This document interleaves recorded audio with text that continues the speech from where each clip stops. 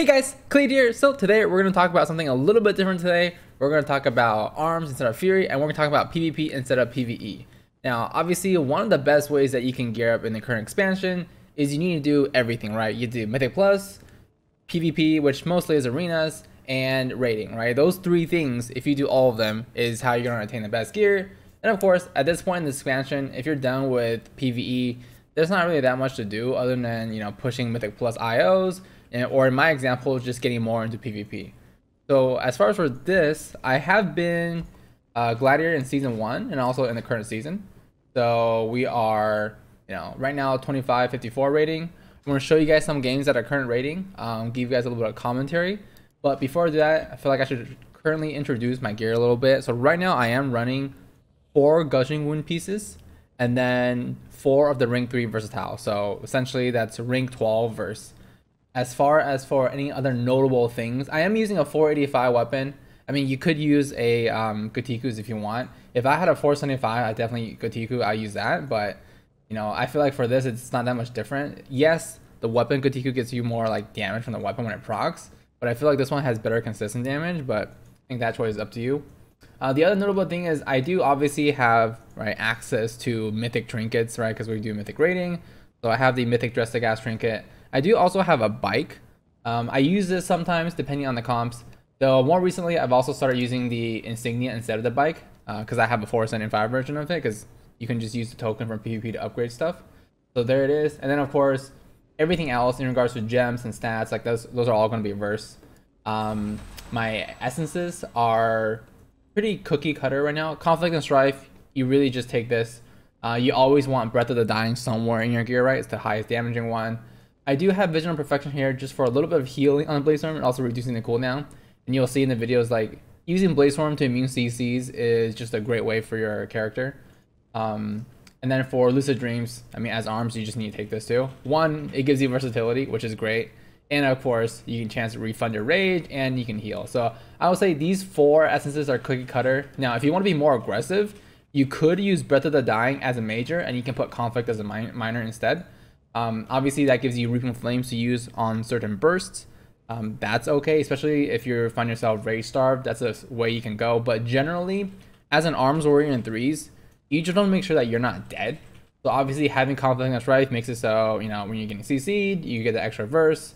And of course, when you kick and when you stun stuff, you get more burst too. So it actually is pretty good for your burst, even if you don't have Reaping Flames. And then I think the last thing to cover right before we go into the videos is the talents.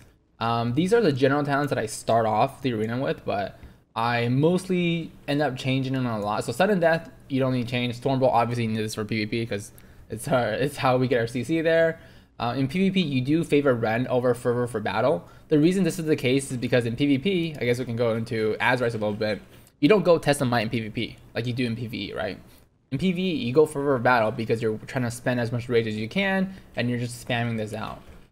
Especially because in PvP, you don't have 100% uptime on your targets. That's where stuff like Ren leaving a bleed on them is really good. And you'll see in some of the games, like, I'm trying to make an effort if I can put Ren and my Mastery deep wounds on multiple targets if I can, just for that global pressure damage. And then the next for talents, Defensive Stance, you just take this. In PvP, you don't even consider the other ones. Now for row 75, Collateral Damage Warbreaker, this is the one where I actually do change depending on what it is.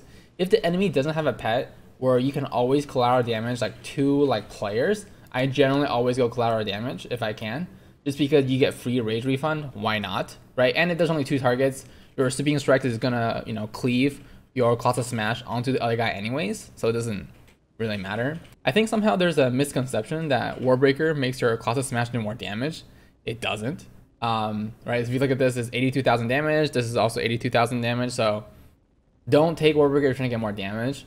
Additionally, actually, if you take Warbreaker sometimes, you could actually miss Warbreaker, right? Because you can never miss a Colossal Smash. It just won't use it if they're melee range. But let's say you press Warbreaker and the mage blinks. Well, now you're not hitting them, right? So situationally, I think depends on if you can use cloud damage versus Warbreaker. But if you're facing like a DK or something, yeah, just go Warbreaker because then you can just kill the pets. And then for level 90, this is another one you can change. So like 75 and 90 are really the only ones you're changing. For 90, you can do in for the kill or avatar. I mostly just stay with avatar now. I think in season 1 I played more in for the kill, but you also have to realize in for the kill doesn't give you its full value in PvP, right? A lot of the in for the kill value, not a lot, but I think a more than 20% of its value comes from the execute phase, right? Because when you use in for the kill in execute phase, you get 20% haste instead of the normal 10% haste, right? So that's a big difference that in PvP, you won't really get that, right? In PvP, there isn't really an execute phase. Like if somebody's in execute phase, they're probably dead, right? So that's not as big of a deal here. Generally, I will go with Avatar because obviously it allows you to break roots and it gives you more burst. Generally, more burst in PvP is better. And then of course, you just go anger management. That way you can have more cooldowns. For PvP talents, if there's anybody that uses abilities, obviously you use Spell Reflect. You can counter their abilities very strong. War Banner, generally used if the enemy has CC setups. Now the best use of War Banner generally is to break CC chains. So like, if the enemy is about to get their first CC and you don't have a stop, and you know you can War Banner, sure, go ahead. But generally what you want to use War Banner for is to cut their CC chains, right? So let's say they get a sheep on your healer. On their follow-up sheep, if you can War Banner and reduce that second sheep, you know, by half, and then potentially anything else that comes afterwards, Pally Stun, whatever it is, Kidney Shot, that's where a lot of the value for War Banner comes in. And then I generally just have Storm Destruction in here. If I don't need anything else, I'll take Storm Destruction because it applies more wounds to everybody and it gives you reduced cooldown Blaze Storm, so you just Blaze Storm all the time. Some things I would consider, the two other PvP talents is Master and Commander. This is really good for stuff like Destro Lock because you can basically rally every time they use their Dark Souls because your rally is going to be on a shorter cooldown. And then, of course, Disarm for any melee comps that have, you know, I like to use it against rogues and DKs because obviously once the rogue kidneys somebody, you can disarm them, especially if they have Vendetta, disarm them, even on their openers. Obviously for DKs, if you disarm them, they can't heal themselves anymore, so you can go for a kill that way. You generally don't have to worry about Sharpened Blade. Now, obviously, if you want Reaping Flames as a major, then obviously you want to take Sharpened Blade in a lot of these scenarios. And then for Azurite, the only thing that really matters for Azurite is you do want Crushing Assault is generally the best, just because it gives you that more burst, right? Like when Crushing Assault actually procs, so let's say, for example, this is my 480 helmet, those are 490, so 480 increases the next slam by 25,000. So with two of these, that's 50,000. And then if you add the shoulder in, that's 27,000. So, you know, it's like 77,000 damage extra that you're doing with slam. It basically makes it the highest damaging ability, like when it actually procs. So that's good. And then, you know, other stuff, yeah, I can have a Lord of War if you want. Doesn't really matter. Gathering Storm, whatever it is. I do also have a Clockwork Heart just because technically I think this chest is actually the best in slot chest for arms in general. Mainly because of all the haste stuff that you get, but regardless, that's not a big deal. I think the one thing I would do to improve my Azurite would be in the defensive ring. If I can have a rally one, the one where it makes a rally give more HP and last for more seconds. I used to have one. I don't know what happened to my current gear set where I don't have one. I probably couldn't find a good Crushing Assault piece that had it. But yeah, that's kind of like how my gear looks like. So let's just hop right into the games. All right, so first game here, we got Rogue, Pally, and Mage. Now, this isn't the most common version, obviously, because this is a Frost Mage. Generally, you see a Fire Mage in this comp. But our goal here is still going to be to hit the Mage, generally just to reduce the amount of CC that he can do. Shell. The guy gets bobbed, so we'll just switch off of that guy instantly. Yeah, that's fine. I do banner there, thinking that they would do a follow-up CC to our healer, but they don't. They actually drop the CC chain, so... Yeah. Yeah. Kind of weird. But they do get a counter spell into silence here. The only thing you'll see me do in this game that's funny is that like I'm so slowed by the Frost Mage and the Rogue, both slowing me. Hey, Polly.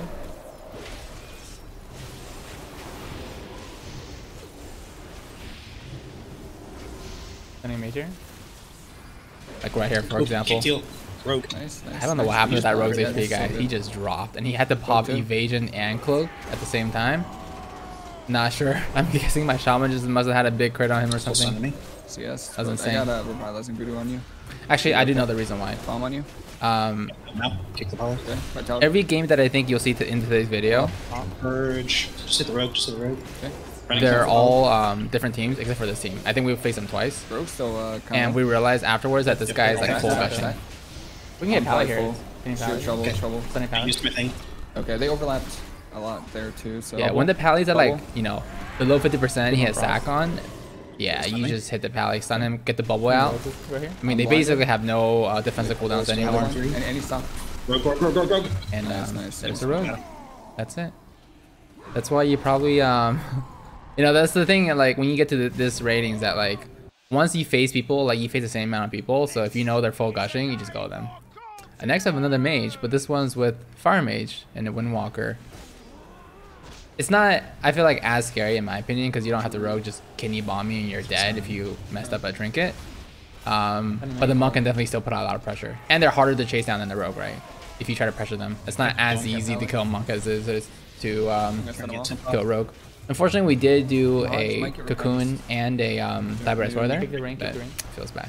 So right there, once the initial CC happens, and it's gonna happen, right? Because our healer is gonna get pally stunned. Oh, that was. Just do whatever we can to cut the CCs, right? So he can either get a cocoon out, some hots out, dispel some stuff, you know, or get a vitality conduit. And that's what you see, I think, a lot of monks do. Just cycling vitality conduit and their bubble, but I think there are some situations where he actually can't take vitality conduit. Especially if the enemy's gonna go on him. Like with the rogue, he kind of has to go conflict and strive sometimes. He's got no kicks, so we should as the major. Yeah, so I know there's a sack on them, so that's why I'm trying to just cleave off of the mage onto the monk, but we still want to stay close to the mage just for interrupts and kicks. Trying to cap it out. There's the other bob. You'll see me like so like in this fight, for example, I'm using the collateral damage talent, right? So whenever I can sleeping strikes stuff onto the the monk and the mage, I do that. It's really good that we got both ice block and bubble there. So much value, right? Getting the two of their biggest defensive cooldowns. And we got karma here too, which is why I had to stop that Blade Storm early. The instant he karma'd me, yep, I'm not gonna put additional pressure onto myself, especially because my monk is off in the corner. My Shaman and Sheep, I know they're going on me, so just reducing the damage on me, which is why I'm also in defensive stance right now. Okay. They're stressed. Sharpen him. Cauterize. Got your thing. Why does Cauterize make that run so fast? Like I did. Please, please. Slowly walking over here, just applying my thing. I got my Blade Storm coming up. Oh, I was about to hit Blade Storm on that GC to break the root, but he Dragon's Breath right before. I'm conflict though. All right, so here's the stun on mage. See, I stun the mage to prevent him CCing. That's combust. There's the combust. Nice to dispel the combust off really quickly there during that. Stun. With both trinkets at the same time, kick the sheep, and I feel like the mage is in a really bad shape right now. I mean, he's still low. This ring actually looks pretty good. Got your poly and claw. See here. Can't get the Here they him talking about getting poly, so I just instantly defend the stance. Same with the claw. Blaze Storm here, so I can't be CC'd. And of course, Blaze Storming applies your deep wounds to everybody, right? Just maximum damage on everything. So you'll see sometimes, against mages and anything that can root, I don't necessarily always use Avatar for damage. Or for like bursting purposes, unless I know I'm either root DR'd or if I have Blaze Storm up soon. This one actually gets pretty dicey here. We actually have to use our cooldowns here again. It's unfortunate. I was dropping low and I still had a claw on me, so just be careful with that. Now this team claw isn't as dangerous. Like there's triple caster teams where if they triple claw you, that's actually what your healer has to trinket for. You just have to watch out. It's basically the same as using like triple Dressigath, right? And then the mage just dies with his cooldowns up. There's too much damage. He needed 4 seconds for his temp shield to kick in, but he just died in 4 seconds. The first monk stun. Oh my god, dude! Read that guy like an open. Oh yeah, I didn't mention that. In the first thing of the game, we Blaze Storm the monk stun. That's something you have to watch out for some of these teams. If you know, like when you're facing Windwalker monks, that's why I didn't Colossus Smash in the opener. And you know that they're gonna start out with a sweeping leg kick. You just Blaze Storm that. Same with the rogue kidney if you can somehow get that too. So here he's sapped. We think there's spiders, so we see the first spite fly in the air, so I instantly Blaze Storm because I don't want the rogue to keep sitting there and sapping him, because that's one thing that the rogue can do. Try to knock them out. Also drop the banner just to prevent additional CCs into spites. Because that's the one problem with the Oh, spice is you're that not playing any when they throw a cards, right? spice, they just CC Yeah, I'm on not it, playing. so you keep Okay, building a so stack. The next volley. So just trying to And do you as just much need interruptions to- as we can, especially in the openers. Fear. Fear. Generally, if you can, obviously you want to Going- fear as many people as you can. Against rogue, mage, priest, something like that, or just rogue mage in general. If you can fear 2 or 3 people, that's the more ideal. Fearing one guy in the opener kind of I sucks stun them, I because stun them. all 3 of the members generally bring Kept some those type of down. CC pressure. So you just want to get rid of as many as I can. I think in this one, I am using the bike and Drestigath in this video, or in this arena, probably in this whole session actually. And poly. So when the rogue and the mages stack up like that, and then of course I just make sure that I use the bike over the Drestigath, because Drestigath splits damage right away, whereas at least the bike component, the initial hit, is still single target, even though the second hit of it does AoE. Blinded full. Trying to sit. There's another No, spike, markets. yeah. I think our healer didn't want to trinket that, but the instant that they drop the spice on him, he just trinkets and runs away, which is okay. I mean, They both trinketed that. Yeah. mainly because one, Pretty far right now. you know, he trades the cooldowns together, and Right, 2, that dome. they're in a pretty rough shape right now too, right? I mean, they have dome already, they've already used pain I sub, can't get the re. Some damage. and he already cauterized, so we're pretty good in the amount of pressure that we can have. I mean, I think he's gonna have rapture up soon, That's not but It's the only thing. for this priest, that's really all you have to worry about is that those 3 cooldowns, and there's the ice block. I'm gonna like So the potential just have one more. I do have Fear coming soon. I don't know if I use it right away. See, I do. I missed one GC on it. I think he gets a shield on the guy, but really good. there's the Fear. Breaks it, feels bad. I should have just Blaze Stormed the initial polish. I don't know why I just don't Blaze Storm these. I think Zoom, by the way. I had an idea that the poly was on my healer, so I wanted to charge and pummel him, but I just couldn't make it to the mage. Stunning mage. And here's the Rapture. So of all the cooldowns, this should be his last, right? Because we saw the guy use Dome, we saw him use Pink Sub, we saw him use Rapture. After this Rapture, the healer should have nothing left. Yeah, this is trouble for sure. Oh, nice banner. Yes. Yeah, we luckily got a banner on the kidney there. That was unintended. I bannered for the mage CCs on a healer, but I guess they kidney before they killed the banner. That feels good right there. The priest is I got, completely open right I actually don't know what broke the Hexer. Oh, the mage. No, I think the mage is probably. Stunning mage. Yeah, because I was like, I'm pretty sure I stopped hitting the guy. Disarm the rogue there, he actually trinkets the disarm. They're trying to put a lot of pressure, but I think they realize that if they don't win the game here, they're pretty fucked. Got your poly. Incap priest off. And then of course, see that I wanted to Blaze on 1GC earlier, but the incap on the priest. Yeah. And then, you know, if you just want to make sure that you finish off a target ever, just Blaze Storm it. Can't be CC'd off, right? And peelable. Right here now we have a Destro Lock Attacking this warrior. Arms Warrior. And my shaman's just hitting him. I was debating heavily whether or not I want to get dismounted here because I kind of just want to walk up to the lock. That was fine. I could have just let them actually. He's just like beating on the warrior. So we see the warrior uses his Cosmic Smash and Blaze Storm here. So we're just like, all right, well, I guess we'll just back off during his cooldowns. Play with Warlock. We'll just No run biggie. away. And then I make the call We should in go here. now, by the way. The warrior just popped his cooldowns in, so. Yeah, I make the call here that we should just go because like I don't know why he just popped everything. So now we can just be on the lock and be good. I actually don't mind getting Blaze Storm, getting disarmed here. I should have maybe just tapped the disarm actually, Go on it. because it was only on the avatar and that should last 20 seconds. I didn't use Colossal Smash it. Healer. Ideally, he waits for that before he disarms me. Fixing. Nope. Can't stop the Shadow Fury. You mean capped? Gonna get legs flipped off. Yeah, I'm not really sure about we both kicked there because he only had 3 seconds left in his Dark Souls, I'm feared. and if we kick there, he can't cast any Dark Souls. So we're not really sure why he sat on on cast bolt so hard during his Dark Souls. I think he only got like 1 actual cast off. I got CS. Fear. Grinding his bolts. I think it's interesting too. So I don't know why sometimes when I play against classes that can disarm, they'll disarm the shaman over me. I feel like that's Popping the warrior. if you're facing turbo, that's a huge mistake. You should just disarm the warrior always. I feel like I know CC from because I literally can't do anything got your fear. when I'm disarmed. I mean, other than pummel and fear, those are literally the 2 things I can do. Whereas the shaman can at least like heal and hex, right? And they can press some of their abilities, but True, right, I like got I don't know. It's always seems to me where when I'm playing turbo, and they disarm the shaman over me. I don't understand that. So right here, once again, I'm just sweeping striking on both targets, right? Trying to get both of my dots on them. Somehow the warrior, I guess, was too far away to get hit with that Ren. Get a hex out It's of kind it. of awkward. Yeah. So we just And feared. Yep. keep going on lock. One thing that you do want to track for Destro Locks I grinded a Maledict. is you get to see his death coil.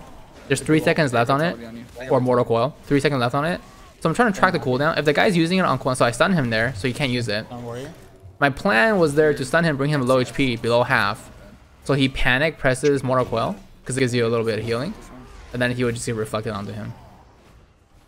Feared super short. Generally, at those situations, if you use a mortal coil at low HP and you reflect it, it's pretty good for a kill. So I see this guy use Avatar, just slow him a little bit, charge the lock, you know, have him waddle a little bit. He does Blaze Storm there, but no biggie. There's the call on the fear. Stun and lock in his Dark Souls. We end up doing better here. This is kind of like, I think this is from last week. I think this week, once we realized some of the mistakes, we actually just started calling out our kicks better with regards to like who's going next, like how he's calling out he has a next kick here. I mean, it makes sense because I just call out my kick anyways. I can't kick the lock anyways. But it's good to just know like, hey, I got next kick, I'm gonna stun. And obviously you're also watching your teammates because if they get CC, they obviously can't kick the next one, so. Any lock? Okay. Trying to capture him. You're in some trouble. I'm trying to like look on the right here. This way you see my monk is kind of getting beat a little bit. Die, actually. Trying to see if I need to help him, and yeah, there's a ring there, but there's a bolt. I got really scared there. So once that ring goes away, I'm just gonna charge the warrior just to snare him a little bit, right? Give him a good old hamstring. That way our healer just gets a little bit of breathing room there. CS. Hexing. Should be okay though. Yeah. Warrior's still trying to go me, which is weird. Yeah, I don't know what that warrior's doing waddling in the middle of the arena right now. It's kind of weird. Feared. I stun the healer to put more pressure on the lock. Give him a good sharpen too. Blaze from the Shadow Fury. I mean, ideally, actually, I could have. I don't know. I could have stopped the Blaze Storm to kick the Shadow Fury so my Shaman wouldn't get hit, but it's no big. At this point, I'm also noticing that my fear is coming off cooldown soon.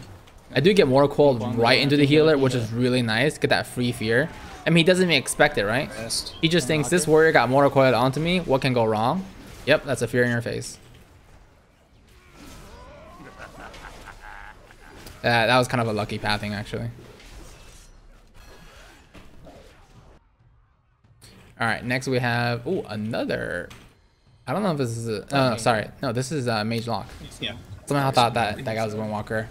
So this is one of the comps that's I think we've had struggled previously. I mean, we're getting better at it now because we just faced so many Mage Locks. I mean, it won't be obvious in this video because I think I'm only going to show for this session one. Oh, look at that. Reflect on that Mortal Coil. Feels good, man. I just got a parry here for reduced reduction damage. Banner for the healer just so he can walk out. You know, they took some... It just buys time because they either have to just CC into it, which is... You do not want to do that and get reduction in your CC duration. Or they have to swap and kill a banner, which obviously wastes their time. And potentially, if I drop banner at the right time, it'll give him time to get out, right? Dark Soul is coming soon, so I'm waiting for the Infernal thing to go away. Yeah, so you guys can hear that they're all just line of sighting, so we're line of sighting here. Not sure why when they see the two of them are line of sighting and I'm walking towards the... You know, the pillar. I'm not sure why they popped Dark Souls there. That was a very questionable one. And of course, our Shaman hexes the mage, so that way he can't get out. Of course, being the mage is the only one on the team that can actually dispel the hex, so that's why he just hexes him. Our goal here is to generally stay on the mage, just so we can always be kicking polymorphs or G-Pies if the mage ever goes that. But if he doesn't, then we're just focusing on the kicks and polys. Right there, I got a pretty nice Blaze Storm onto the Dragon Roar. Fear the healer, get back on the mage. But I kick that. Unfortunately, the healer does Trinket Cocoon. I mean, it's good that he Trinket and Cocoon, but I think if he didn't, the mage would have died very, very quick.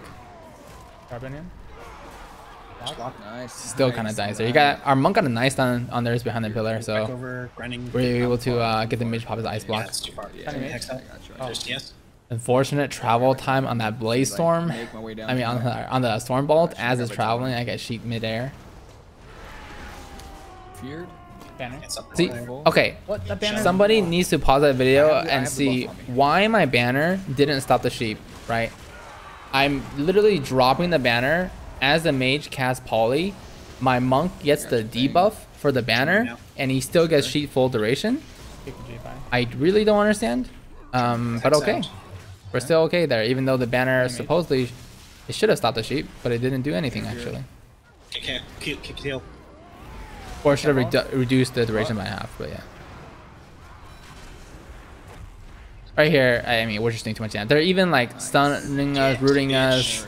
It's just not enough. There it is. And then of course, my shaman always has range abilities I can kill him with. Feels good, man.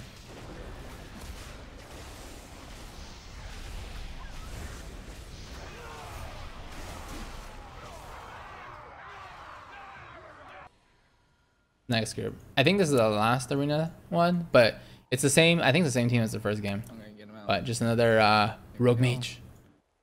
I think in the future ones we probably have a fire mage. Yeah, the frost one it's kind of weird. Like you just feel bad as you're playing, you know, melee into frost, but it's definitely not as scary as a fire mage, right? Where they just combust and blast you in 2 seconds. So we're kind of chilling. I don't know what they're waiting for. Like if you're playing rogue mage versus turbo, like They're waiting for your turn. you kind of have to go because you have to stealth people. Exactly. So they're opening up with the kidney. This is why you always want to start, especially versus rogue, right, in defensive stance, because you're gonna get kidney opened on. Right, if you're not, there's really low ways of CCing you. I can parry too. Rally. Okay. Rally here. Probably short. Nice. You guys will see in a second. I think I realized here that this is the first team Yeah. that we played, and I know when we looked at the first team in damage earlier that the rogue did a lot of gushing. So here I hover over the details. I'm like, oh, okay, yeah, this guy's full I think gush. That's the rogue that we kill, right? Do you want to kill rogue here? Funny rogue? Yeah, You you can can tell kill him. whatever. But yes. That was a horrible he's disarm super to stun, gush. but you know what? I just want to put pressure on the rogue. We got the bop out at least. Yeah. They got a value bop though, right? Because they got rid of disarm and stun, but I trinket, but we're just gonna, you know, we're still gonna sit on the mage because we want to kick polys, right? I mean, my shaman can kick anywhere, but I want to be close so I can at least kick some. Mage. blinded. But we're gonna mostly hit the rogue while we're still on the mage, right? Our healer says he gets blinded. I'm just leaping here. Luckily the guy doesn't have a shadow step or anything to get to me, so I'm just kind of chilling. I wasted ground. Funny rogue here. Conduit, Vitality Conduit just heals too much. I mean, all of that healing is Vitality. I mean, look at the Pally just dying there from Vitality. So I'm like, okay, Nice hex. this healer's gonna do that much damage to himself. Let me apply a mortal wounds so he heals for less. I'm gonna tree that. Just on the rogue here. And then of course we also got his defensive there too, which is good. That means he's gonna be a little bit less aggressive potentially, because he knows he doesn't have his defensive ability anymore. Get rooted in my charge. Ultra feels bad. Now obviously I just got rooted, so that's why I'm popping Avatar here, because I can't be rooted. Somehow I cannot leap on there. Maybe if I could have leaped right away, it would have been a scenario, because I could have gotten a hamstring on him earlier, but didn't apply the hamstring as a first UCD, and that's a mistake. Against a rogue like this, definitely apply your hamstring right away. That was a really good disarm. He somehow got the disarm before he smoked. It's pretty lucky actually. The rogue was really greedy with the smoke actually. Probably defensively. Yeah, gonna get hodge off probably. Right here we're gonna I'd be clean off this, but I think I'm blinded too. Poly. Scary scenario here, right? The guys, our healer's been CC for like the last 10 seconds. I'm kidneyed. Trinket that, walk out. Come on, Frost, really quick.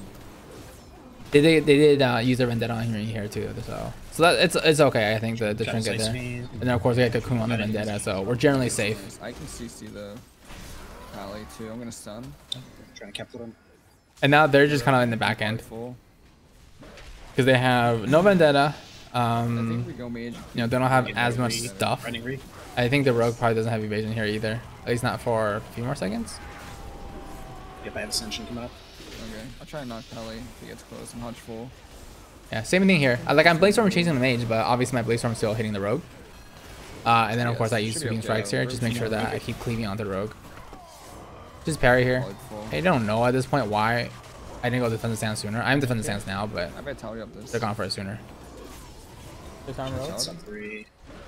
And then of course, generally the other thing with rogues is that if you know their kidney is ready to be used, and you're not doing like huge bursts, then you kind of want to sit in defensive stance, just so when he kidneys you, you're still like right now, right?